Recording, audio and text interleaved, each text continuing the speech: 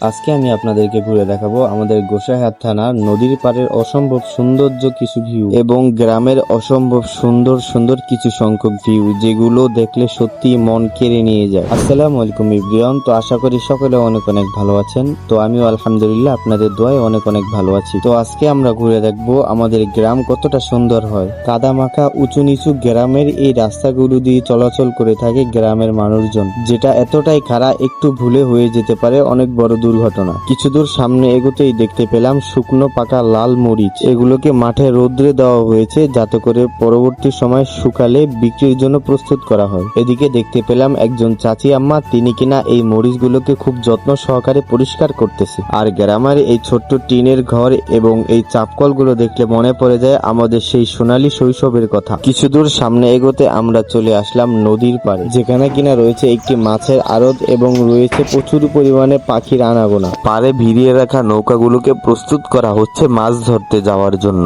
আর এটা হচ্ছে মাছের আড়ত, যেখানে কিনা মাছগুলোকে ক্রয় বিক্রয় করা হয়। নদীর পাড়ের এই অসম্ভব ভিউগুলো যে কারো মন কেড়ে নিতে বাধ্য হবে। ছোট্ট নৌকায় জেলে ভাইয়েরা দূর থেকে মাছ ধরে আসছে। প্রথমে নৌকাকে পাড়ে ভিড়িয়ে এরপরে তারা এই আড়তে গিয়ে মাছগুলোকে বিক্রি করে থাকে। আর বিক্রয় হওয়া মাছগুলোকে আড়তদার ভাইরা এভাবে খুব যত্ন সহকারে বরফ দিয়ে ঢেকে রাখে, যাতে করে মাছগুলো নষ্ট না হয়ে যায়। এখানকার পরিবেশটা কিন্তু সত্যিই খুব অসাধারণ ছিল।